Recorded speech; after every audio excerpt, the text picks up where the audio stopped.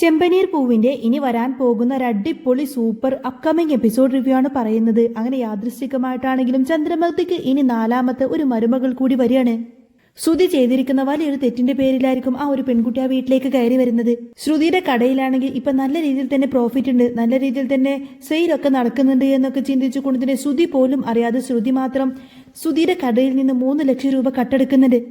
അങ്ങനെ ശ്രുതി കണക്കെല്ലാം നോക്കുന്ന സമയത്തിന് അതിൽ നിന്ന് 3 ലക്ഷം രൂപ മിസ്സായിട്ടുണ്ടാവും. എന്നാൽ ശ്രുതി ആ ഒരു കാര്യം മനസ്സിലാക്കിയെന്നറിയുന്നതോടുകൂടി തന്നെ ശ്രുതി ആകെ ടെൻഷനാവാണ്. തന്റെ മേൽക്കൊരിക്കലും ആ ഒരു കുറ്റം വരാതിരിക്കാൻ വേണ്ടി ശ്രുതി അവിടുത്തെ സ്റ്റാഫിന്റെ തലയിലേക്കായിരിക്കട്ടെ ആ ഒരു കുറ്റം ചുമത്തുന്നത്. എന്നിട്ട് ആ ദേഷ്യത്തിൽ ശ്രുതി തന്നെ അവരവിടെ നിന്നും പറഞ്ഞു വിടുന്നുണ്ട്. എന്നാൽ ഇതേ സമയത്താണെങ്കിൽ ശ്രുതിക്ക് ഭയങ്കര സംശയമായിരിക്കട്ടോ.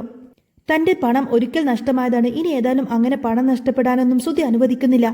ഇതിന്റെ സത്യാവസ്ഥ ഏതായാലും കണ്ടെത്തണം എന്നൊക്കെ ചിന്തിച്ചുകൊണ്ട് തന്നെ ആ ഒരു സ്റ്റാഫിന്റെ പുറകെ തന്നെ പോവാണ് ശ്രുതി. ആ 2 പെൺകുട്ടികളുടെ പുറകെ അത് അന്വേഷിച്ച് ശ്രുതി പോകുന്ന സമയത്തിന് ആ പെൺകുട്ടികൾ ഓരോ കാര്യം പറഞ്ഞിട്ട് അവിടെ നിന്നൊക്കെ അകന്നു മാറാൻ ശ്രമിക്കും. ശ്രുതി ഓരോ കാര്യങ്ങളും അവരിൽ നിന്ന് കിട്ടാൻ വേണ്ടി ചോദിക്കുന്ന സമയത്തിന് ആ 2 പെൺകുട്ടികൾക്ക് അങ്ങ് ദേഷ്യം വരാണ്. അതെ, ഞങ്ങൾ ചെയ്യാത്ത തെറ്റിന്റെ പേരിലാണ് ഞങ്ങൾ ഇപ്പൊ ഈ അനുഭവിച്ചുകൊണ്ടിരിക്കുന്നത്. ഞങ്ങൾ ഒരിക്കലും നിങ്ങളുടെ ഷോപ്പിൽ നിന്ന് പണം എടുത്തിട്ടൊന്നുമില്ല. അങ്ങനെ പണം മോഷ്ടിച്ചിട്ടുണ്ടെങ്കിൽ തന്നെ അത് നിങ്ങളുടെ കടയിലെ മറ്റാരെങ്കിലും ആയിരിക്കും, മിക്കവാറും നിങ്ങളുടെ ഭാര്യ തന്നെ ആയിരിക്കും എന്ന് പറഞ്ഞു കൊടുക്കട്ടെ പെൺകുട്ടികള്. എന്നാൽ പെട്ടെന്ന് ശ്രുതിയുടെ പേര് കേൾക്കുന്ന സമയത്തിന് ശ്രുതിക്ക് അങ്ങ് ദേഷ്യം വരുന്നുണ്ടെങ്കിൽ പോലും ആ ഒരു പെൺകുട്ടികൾ പറഞ്ഞത് കൊണ്ട് മാത്രം ശ്രുതിയുടെ കാര്യത്തിൽ ശ്രുതിക്ക് ചില സംശയങ്ങളൊക്കെ തോന്നി തുടങ്ങും. ഏതായാലും സംശയം ബാക്കി നിൽക്കണ്ട എന്നൊക്കെ ചിന്തിച്ച് ശ്രുതി ആ ഒരു കാര്യം ശ്രുതിയോട് ചോദിക്കുന്ന സമയത്തിന് ശ്രുതി ദേഷ്യപ്പെടാണ്. ശ്രുതി ചോദിക്കുന്നത്, എന്താ ശ്രുതി, നീ എന്നെ സംശയിക്കാണോ? നിന്റെ കടയിലെ പണമൊന്നും ഞാൻ എടുത്തിട്ടില്ല. അങ്ങനെ എനിക്ക് പണം വേണമെങ്കിൽ തന്നെ എനിക്ക് എന്താ നിന്നോട് ചോദിച്ചൂടെ എന്നൊക്കെ പറഞ്ഞു കൊടുത്തിട്ട് പയ്യെ അവിടെ നിന്ന് നൈസായിട്ട് തടിയൂടുന്നുണ്ട് ശ്രുതി. ഈ പെൺകുട്ടികൾ ഏതായാലും ശ്രുതിയോട് പറഞ്ഞിട്ട്, ഏതായാലും നിന്റെ ഭാര്യ തന്നെയായിരിക്കും പണം എടുത്തിരിക്കുന്നത്. പിന്നെ നിന്റെ ഭാര്യയോട് ഞങ്ങൾ പറയും, നീ ഞങ്ങളെ കടയിലേക്ക് വിളിക്കുന്നത് ഞങ്ങളെ കൊണ്ട് ജോലി ചെയ്യിപ്പിക്കാനൊന്നല്ല, ഞങ്ങളോട് വെറുതെ മോശ രീതിയിലൊക്കെ സംസാരിക്കാൻ വേണ്ടി മാത്രമാണ് നീ ഞങ്ങളെ കടയിലേക്ക് വിളിച്ചു വരുത്തുന്നത് എന്നുള്ള കാര്യങ്ങളൊക്കെ ഞങ്ങൾ നിന്റെ ഭാര്യയോട് പറയും. അതുകൊണ്ട് ഇതിന്റെ പുറകിലുള്ള സത്യം തെളിയിച്ചേ പറ്റൂ എന്നൊക്കെ പറഞ്ഞ കൊടുത്തിട്ട് ആ 2 പെൺകുട്ടികളും ചേർന്ന് ശ്രുതിനെ അങ്ങ് ഭീഷണിപ്പെടുത്തും. അതോടുകൂടി തന്നെ ശ്രുതി ആകെ അങ്ങ് കുഴഞ്ഞു പോവാണ്. ശ്രുതി ചിന്തിക്കുന്നത്, ഈശ്വര, ഞാൻ ആകെ പെട്ടുപോയല്ലോ. എന്റെ കയ്യിൽ നിന്ന് 3 ലക്ഷം രൂപയും പോയി. അതുമാത്രല്ല ഇപ്പതേ എന്റെ പേരിൽ ഞാൻ പോലും ചെയ്യാത്തൊരു തെറ്റ് ആരോപിക്കപ്പെടുന്നു. ഇതിൽ നിന്നും എങ്ങനെയെങ്കിലും രക്ഷപ്പെടാൻ വേണ്ടി തനിക്ക് എന്താ ഒരു വഴി എന്നിങ്ങനെ മുന്നിലേക്ക് ചിന്തിക്കാണ് ശ്രുതി. എന്നിട്ട് ഈ ഒരു പ്രശ്നമെല്ലാം മനസ്സിൽ വെച്ചുകൊണ്ട് ശ്രുതി നേരെ ഈ ഒരു കാര്യങ്ങളെല്ലാം തന്നെ പാർക്കിലിരിക്കുന്ന ആ ഒരു ഫ്രണ്ടിനോട് പോയിട്ട് ഡിസ്കസ് ചെയ്യും. അപ്പോൾ ആ ഒരു ഫ്രണ്ട് പറഞ്ഞു കൊടുക്കുന്നുണ്ട്, എടാ, ഈ സത്യം തെളിയിക്കാനൊക്കെ സിമ്പിളല്ലേ, നിന്റെ ആ ഒരു ജോലിക്കാരെ കൊണ്ട് സത്യമെല്ലാം പറയിപ്പിക്കാലോ. അവർ നിന്നെ ഏത് രീതിയിലാണ് കാണുന്നതെന്നും പിന്നെ ആ പണം എങ്ങോട്ടേക്കാണ് പോയതെന്നും ഇനി ഒരു പക്ഷെ അവർ ആ പണം എടുത്തോന്നൊക്കെ അറിയാം. അവർ പറഞ്ഞതുപോലെ ശ്രുതി നിന്റെ കടയിലേക്ക് വരുമ്പോൾ ഓരോ പ്രാവശ്യമായിട്ട് ഓരോ സാധനങ്ങൾ ഇങ്ങനെ എടുത്തു പോയിക്കൊണ്ടിരിക്കല്ലേ. പാർക്കിലെ ഫ്രണ്ട് ശ്രുതിക്ക് പറഞ്ഞു കൊടുക്കുന്നത്, നീ ഒരു കാര്യം ചെയ്യേ, നീ ഏതായാലും ആ സ്റ്റാഫിന്റെ ഭർത്താവില്ലാത്ത സമയത്ത് നോക്കിയിട്ട് അവളുടെ വീട്ടിലേക്ക് ചെല്ലിയെന്ന് പറയും.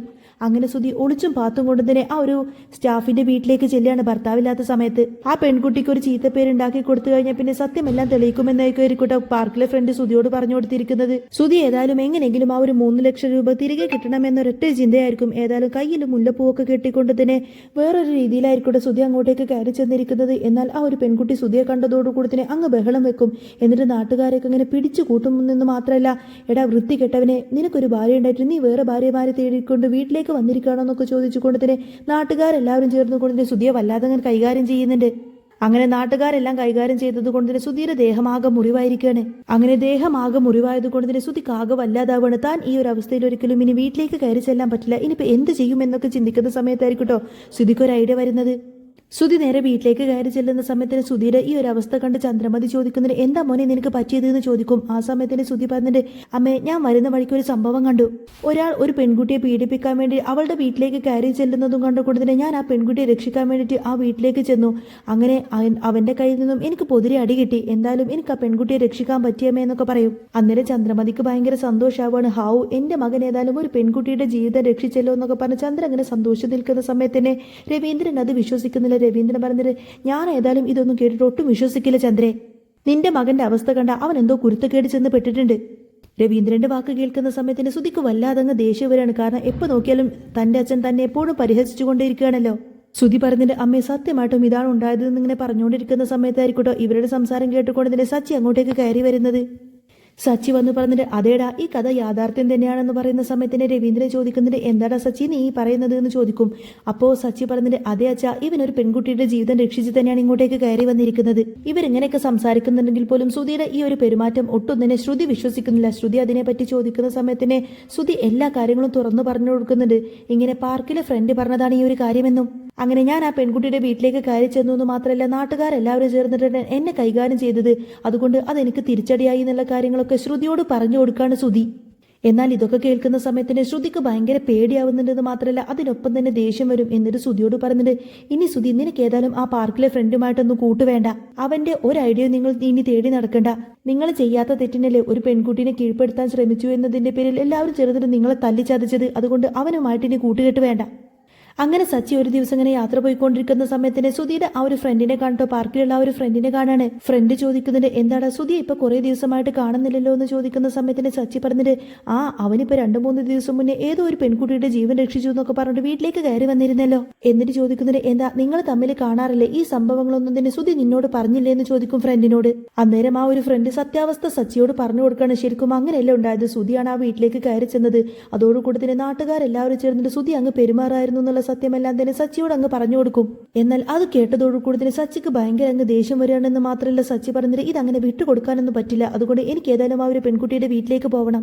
അന്നേരം ആ ഒരു പാർക്കിലെ ഫ്രണ്ട് ചോദിക്കുന്നുണ്ട്, അതെന്തിനാ നീ അങ്ങോട്ടേക്ക് പോകുന്നതെന്ന് ചോദിക്കുന്ന സമയത്തിന് സച്ചി പറഞ്ഞിട്ട് എനിക്ക് ഏതായാലും അവിടെ പോകണം, നീ എന്റെ കൂടെ വരില്ലേ? എടാ മര്യാദക്ക് എന്റെ കൂടെ വരുന്നതാ നല്ലതെന്നൊക്കെ പറഞ്ഞ് ദേഷ്യപ്പെട്ട് സച്ചി അവനെങ്ങനെ ഇടിക്കാനോങ്ങുന്ന സമയത്തിന് പാർക്കിലെ ഫ്രണ്ട് പേടിച്ചു കൊടുത്തിട്ട് ആ ഒരു പെൺകുട്ടിയുടെ വീട് സച്ചിക്ക് അങ്ങ് കാണിച്ചു കൊടുക്കുകയാണ്. അങ്ങനെ പാർക്കിലെ ഫ്രണ്ടും സച്ചിയും കൂടി ആ ഒരു വീട്ടിലേക്ക് കയറി ചെല്ലുന്ന സമയത്തിന് ആ ഒരു പെണ്ണും അവന്റെ ഭർത്താവും ഇങ്ങനെ ഭക്ഷണം കഴിച്ചുകൊണ്ടിരിക്കുകയാണ്. സച്ചി ചെന്നിട്ട് ഇങ്ങനെ സ്വയം പരിചയപ്പെടുത്തി കൊടുക്കുന്നുണ്ട്, ഞാൻ സുധീര അനിയനാണെന്ന് പറയുന്ന സമയത്തിന് അവർക്ക് അങ്ങ് ദേഷ്യം വന്ന് ചോദിക്കുന്നുണ്ട്, നിങ്ങൾക്ക് എന്താ കിട്ടിയതൊന്നും പോരെ, ചേട്ടന് കിട്ടിയതൊന്നും പോരാഞ്ഞിട്ടാണോ ഇപ്പൊ അനിയനും കൂടി ചോദിച്ചു വന്നിരിക്കുന്നത് എന്നൊക്കെ ചോദിച്ചു സച്ചിയോട് അങ്ങ് ദേഷ്യപ്പെടും അവര്. അങ്ങനെ സച്ചി ഏതായാലും ആ ഒരു വീട്ടുകാരുമായിട്ട് ഇടപെട്ടതിന് ശേഷം വേഗം തിരിച്ച് വീട്ടിലേക്ക് തന്നെ വരികയാണ്. എന്നാൽ വീട്ടിലേക്ക് കയറി വന്ന ഉടനെ തന്നെ സച്ചി ഇങ്ങനെ സുധി സുധി എന്നൊക്കെ പറഞ്ഞിങ്ങനെ ആർത്ത് നിലവിളിക്കായിരിക്കും. അതും കേട്ടുകൊണ്ട് തന്നെ ചന്ദ്രക്ക് അങ്ങ് ദേഷ്യം വരെ ചന്ദ്ര ചോദിക്കുന്നുണ്ട്, എന്തിനാണ് നീ ഇങ്ങനെ ആർത്ത് നിലവിളിക്കുന്നത്? അതെ എല്ലാവരും ഒന്ന് ഇങ്ങോട്ടേക്ക് വന്നേന്ന് പറയുന്ന സമയത്തിന് ശ്രീകാന്തും വർഷയും രവീന്ദ്രനും അങ്ങനെ എല്ലാവരും ഹാളിലേക്ക് വരുന്നുണ്ട്. ചന്ദ്ര ചോദിക്കുന്നതിന് എന്തിനാണ് നീ എന്റെ മകൻ ഇങ്ങനെ വിളിക്കുന്നത് എന്ന് ചോദിക്കുന്ന സമയത്തിന് സച്ചി പറഞ്ഞിട്ട്, അതെ നിങ്ങളുടെ പൊന്നാര മകൻ ചെയ്തു വെച്ചിരിക്കുന്ന ഒരു പ്രവൃത്തി എല്ലാവരെയും ബോധ്യപ്പെടുത്താൻ വേണ്ടി തന്നെയാണ്. അന്നേരം എന്തായിരിക്കും ഇവൻ പറയാൻ പോകുന്നത് എന്നൊക്കെ ചിന്തിച്ചുകൊണ്ട് തന്നെ ശ്രുതിയും ആകെ ടെൻഷനോടെ നിൽക്കുന്ന സമയത്തായിരിക്കും സുധീര ആ ഒരു പാർക്കിലെ ഫ്രണ്ടും അങ്ങോട്ടേക്ക് വരുന്നത്. അവനെ കണ്ടതോടുകൂടി തന്നെ ശ്രുതി ആകെ അങ്ങനെ പരിങ്ങലോടെ നിൽക്കുകയാണ്. അന്നേരം ശ്രുതിക്ക് ഭയങ്കര അങ്ങ് ദേഷ്യം വരും, കാരണം ശ്രുതിക്ക് കാര്യങ്ങളെല്ലാം അറിയാലോ. ആ ഒരു പാർക്കിലെ ഫ്രണ്ടിനെ കാണുന്നതോടുകൂടി തന്നെ ശ്രുതി ദേഷ്യപ്പെട്ട് ശ്രുതി എങ്ങനെ നോക്കും. അങ്ങനെ പാർക്കിലെ ഫ്രണ്ടിന്റെ പുറകെ തന്നെ ആ ഒരു പെൺകുട്ടിയും അവരുടെ ഭർത്താവും കൂടി കയറി വരുന്ന സമയത്ത് തന്നെ ഇവരാരാ, ഇതെന്താ ഇവിടെ പ്രശ്നം എന്നൊക്കെ ചന്ദ്ര ചോദിക്കുന്ന സമയത്തിന് സച്ചി വീണ്ടും പറയുന്നുണ്ട്, അതെ നിങ്ങളുടെ പൊന്നാര മകനെ കുറിച്ചിട്ട് കൂടുതലൊന്ന് അറിയിപ്പിക്കാൻ വേണ്ടി വന്നതാണ്, നിങ്ങളുടെ പൊന്നാര മകൻ എന്തൊക്കെയാണ് കാണിച്ചു വെച്ചിരിക്കുന്നത് എന്നറിയണ്ടേ. അങ്ങനെ ആ ഒരു പെൺകുട്ടി അങ്ങോട്ടേക്ക് കയറി വരുന്നതും കണ്ടുകൊണ്ട് തന്നെ ചന്ദ്ര ചോദിക്കുന്നുണ്ട്, ഇതാരാടാ ഈ പെൺകുട്ടി എന്ന് ചോദിക്കുന്ന സമയത്തിന് സച്ചി പറയുന്നുണ്ട്, ആ ഇത് നിങ്ങളുടെ 4ാമത്തെ മരുമകളാണെന്ന് കൂട്ടിക്കോന്ന് പറയും. അപ്പോഴേക്കും ചന്ദ്രക്ക് അങ്ങ് ദേഷ്യം വരാണ്, എന്തിനാണ് അങ്ങനെ വായിൽ തോന്നുന്നതൊക്കെ വിളിച്ചു പറയുന്നത്, നിന്നെ ഞാനുണ്ടല്ലോ എന്നൊക്കെ പറഞ്ഞ് ചന്ദ്ര ദേഷ്യപ്പെട്ട് ഇങ്ങനെ വരുമായിരിക്കും. അപ്പോഴേക്കും രവീന്ദ്രൻ അങ്ങ് ദേഷ്യം വരുന്നുണ്ട്. രവീന്ദ്രൻ പറഞ്ഞിട്ട്, സച്ചി നിർത്തിക്കോ, എന്താ കാര്യം എന്ന് വെച്ചാൽ തുറന്നു പറയാന്ന് പറയും. സച്ചി പറഞ്ഞിട്ട്, അച്ഛ അന്ന് സുധി ആകെ അടി കിട്ടിയിട്ട് ഇങ്ങോട്ടേക്ക് കയറി വന്നില്ലേ, അപ്പോഴേക്കും അച്ഛന്റെ മകൻ വലിയൊരു പുണ്യപ്രവൃത്തി ചെയ്തു എന്നൊക്കെ പറഞ്ഞ് അമ്മ വല്ലാതെ അങ്ങ് പുകഴ്ത്തി വാഴ്ത്തിയിരുന്നില്ലേ, ഒരു പെൺകുട്ടിയുടെ ജീവൻ രക്ഷിച്ചുകൊണ്ടാണ് അവൻ ഇങ്ങോട്ടേക്ക് കയറി വന്നത് എന്നല്ലേ അമ്മയോട് പറഞ്ഞത്. പക്ഷെ അതൊന്നുമല്ല സത്യാവസ്ഥ, സത്യം എന്താണ് സംഭവിച്ചതെന്നൊക്കെ ഇതേ ഈ പെൺകുട്ടി നേരിട്ട് പറഞ്ഞോളും, ഇതാണ് ആ പെൺകുട്ടി എന്നൊക്കെ പറഞ്ഞ ആ ഒരു പെൺകുട്ടിനെ കൊണ്ട് തന്നെ സത്യമെല്ലാം തന്നെ സച്ചി പറയിപ്പിക്കുകയാണ്. ആ പെൺകുട്ടി പറയുന്നത്, അന്ന് സുധി എന്നെ കാണാൻ വേണ്ടി എൻ്റെ വീട്ടിലേക്ക് വന്നിരുന്നു, കയ്യിൽ മുല്ലപ്പൂവൊക്കെ കിട്ടിയിട്ട് എൻ്റെ വീട്ടിലേക്ക് വന്നിരുന്നു എന്ന് മാത്രമല്ല സുധി വളരെ മോശ രീതിയിലാണ് എന്നോട് സംസാരിച്ചത്. അവൻ എന്നോട് പറയാണ് എൻ്റെ ഭർത്താവിനെ ഒഴിവാക്കിക്കോ, എന്നിട്ട് അവൻ എന്നെ കല്യാണം കഴിച്ചോളാമെന്ന്. എനിക്ക് നിന്നെ വല്ലാത്തൊരു ഇഷ്ടമായിരുന്നു, നീ എൻ്റെ കമ്പനിയിൽ ജോലി ചെയ്യാൻ തൊട്ട് അന്ന് മുതൽ തന്നെ എനിക്ക് നിന്നെ ഇഷ്ടമായിരുന്നു. അങ്ങനെയും പറഞ്ഞുകൊണ്ടതിന് സുധി ആ ഒരു പെൺകുട്ടിയുടെ കയ്യിൽ കയറി പിടിക്കുന്നതും കണ്ടുകൊണ്ടതിന് അവളുടെ ഭർത്താവ് ആദ്യം വന്നു. അതിനുശേഷം നാട്ടുകാരെല്ലാവരും വന്നുകൊണ്ടതിന് സുധിയെ പെരുമാറുകയായിരുന്നു എന്നുള്ള സത്യമെല്ലാം തന്നെ ആ ഒരു പെൺകുട്ടി വിളിച്ചു പറയും. ഇത് കേൾക്കുന്നതോടുകൂടി തന്നെ ചന്ദ്രമതിക്ക് ഭയങ്കര അങ്ങ് ദേഷ്യം വരുന്നുണ്ടെന്ന് മാത്രമല്ല ശ്രുതിക്ക് അങ്ങ് ദേഷ്യം വന്നിട്ട് സുധി ഇങ്ങനെ ദഹിപ്പിക്കുന്ന രീതിയിലായിരിക്കട്ടെ നോക്കുന്നത്. ആ സമയത്തിന് വർഷ പറയുന്നത്, ഇതേതായാലും വളരെ മോശമായി പോയി, ഒരു കമ്പനിയിൽ വർക്ക് ചെയ്യുന്ന സമയത്തിന് അവിടെയുള്ള സ്ത്രീകളോട് ഇത്ര മോശമായിട്ടുള്ളൊരു പ്രവൃത്തി ചെയ്തത് സുധിയേട്ടൻ ചെയ്തത് ഒട്ടും ശരിയായില്ല. ഇവിടെ എല്ലാവരും ജോലിക്ക് പോകുന്നവരല്ലേ, അപ്പോൾ ഒരു കമ്പനിയിലേക്ക് ജോലിക്ക് പോകുന്ന സമയത്തിന് അവരുടെ മാനേജറിൽ നിന്ന് ഇങ്ങനൊരു മോശം സ്വഭാവം ഉണ്ടായിരുന്നത് സുധിയേട്ടൻ ചെയ്തത് ഏതായാലും ചീപ്പ് പരിപാടിയാണെന്നൊക്കെ പറയാണ് വർഷ. അന്നേരം ചന്ദ്രമതി വീട് സുധിയെ സപ്പോർട്ട് ചെയ്തുകൊണ്ട് തന്നെ പറഞ്ഞിട്ട്, എൻ്റെ കുഞ്ഞൊരിക്കലും അങ്ങനെയൊന്നും ചെയ്യില്ല, ഞാനാണ് അവനെ വളർത്തിയിരിക്കുന്നത്, പിന്നെ എന്തോ കാര്യം നേടാൻ വേണ്ടിയിട്ട് ഇവരെല്ലാം ചേർന്നിട്ട് കള്ളക്കഥ പറയാണെന്നൊക്കെ പറഞ്ഞു നോക്കും ചന്ദ്ര. അന്നേരം സച്ചി പറഞ്ഞിട്ട്, ആയിക്കോട്ടെ നിങ്ങളുടെ മകൻ ഒരിക്കലും ഇങ്ങനൊരു തെറ്റ് ചെയ്യില്ല എന്നുള്ള കാര്യം നിങ്ങൾക്ക് ഉറപ്പുണ്ട്, അങ്ങനെയാണെങ്കിൽ ഞാൻ നിങ്ങളോടൊരു കാര്യം ചോദിക്കട്ടെ, അന്ന് നിങ്ങൾ എന്നെ ജയിലിലേക്ക് പറഞ്ഞയക്കുന്ന സമയത്ത് പോലും, എന്നെ നിങ്ങളന്ന് ജുവലൈൻ ഹോമിലേക്ക് പറഞ്ഞയക്കുന്ന സമയത്ത് പോലും നിങ്ങൾക്ക് ഞാൻ അങ്ങനെ ഒരു തെറ്റ് ചെയ്യില്ല എന്ന് ഉറപ്പുണ്ടായിരുന്നില്ലല്ലോ എന്ന് ചോദിക്കും. അപ്പോഴേക്കും ചന്ദ്രക്ക് അങ്ങ് ദേഷ്യം വന്നുകൊണ്ട് നിന്നെ പോലെയാണോ എൻ്റെ മോൻ സുധി എന്ന് ചോദിക്കും. അപ്പോഴേക്കും സച്ചിക്ക് ഭയങ്കര സങ്കടം വരട്ടെ. സച്ചി പറഞ്ഞിട്ട് ഏതായാലും നിങ്ങളുടെ മകൻ ഏതായാലും ഈ പെൺകുട്ടിയോട് മാപ്പ് പറയണം, അല്ലെങ്കിൽ പിന്നെ ഈ പെൺകുട്ടിയുടെ ഭാഗത്താണ് ന്യായം, കേസുമായിട്ട് അവർ മുന്നോട്ട് പോകുമെന്നൊക്കെ പറഞ്ഞ് സച്ചി ഭീഷണിപ്പെടുത്തും. സുധി ഏതായാലും ഈ ഒരു പെൺകുട്ടിയോട് മാപ്പ് പറയണമെന്നൊക്കെ പറയും. അപ്പോഴേക്കും ആ ഒരു പെൺകുട്ടിയും ഭർത്താവും പറഞ്ഞിട്ട് ഏതായാലും പ്രശ്നം തീർന്നില്ലേ, ഇനി ഞങ്ങൾ പോയിക്കോട്ടെ എന്ന് പറയുന്ന സമയത്തിന് സച്ചി വിട്ടുകൊടുക്കുന്നില്ല.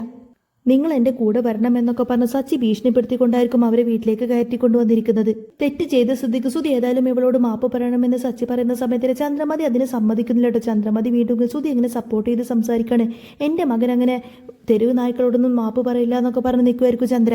അങ്ങനെ ചന്ദ്രമതി ഏതായാലും സുധിയെ കൊണ്ട് മാപ്പ് പറയാത്ത സ്ഥിതിക്ക് സച്ചി ഇങ്ങനെ ആ ഒരു പെൺകുട്ടിയോട് പറഞ്ഞിട്ട്, കുട്ടി നീ ഏതായാലും ഇനി ഇവിടെ നിന്നും പോവണ്ട, നീ ഇനി ജീവിതകാലം മുഴുവൻ ഇവിടെ തന്നെ നിന്നോ, ഇവിടുത്തെ കാര്യങ്ങളെല്ലാം തീരുമാനിക്കുന്നത് ഈ നിൽക്കുന്ന എൻ്റെ അമ്മയാണ്. 3 മരുമക്കൾ ഇങ്ങോട്ടേക്ക് കയറി വന്നിട്ടുണ്ട്. ഇനി എന്നാണോ നിന്നോട് സുധി മാപ്പ് പറയുന്നത് അത്രയും കാലം നീ ഇവിടെ തന്നെ നിന്നോ, എന്നാണ് ഇവരെല്ലാവരും നിന്നോട് നല്ല രീതിയിൽ തന്നെ പെരുമാറുന്നത്, എന്നാണ് നിന്നോട് മാപ്പ് പറഞ്ഞത് സൗഹൃദമായിട്ട് പെരുമാറുന്നത്, അതുവരെ നീ ഇവിടുത്തെ വീട്ടിലെ 4ാമത്തെ മരുമകളായിട്ട് ഇവിടെ തന്നെ നിന്നോ. എന്നാൽ സച്ചിയുടെ വാക്കെല്ലാം കേൾക്കുന്ന സമയത്തിന് ചന്ദ്രമതി ആകെ തല കുനിച്ച് നിന്നു പോവാണ്. ശ്രുതി ആ ഒരു 3 ലക്ഷം രൂപ സുധിയുടെ ഷോറൂമിൽ നിന്ന് മോഷ്ടിച്ചിരിക്കുന്നു എന്ന കാര്യമെല്ലാം തന്നെ പിന്നീട് സുധി കണ്ടുപിടിക്കും. അതിൻ്റെയൊക്കെ ഡീറ്റെയിൽഡ് വീഡിയോ ഞാൻ ഓൾറെഡി ഒരു ചാനലിൽ അപ്ലോഡ് ചെയ്തിട്ടുണ്ട് കേട്ടോ. സത്യം കണ്ടെത്തിയതിനു ശേഷം സുധി തന്നെയായിരിക്കട്ടെ ശ്രുതി ആ വീട്ടിൽ നിന്നും അടിച്ചു പുറത്താക്കുന്നത്.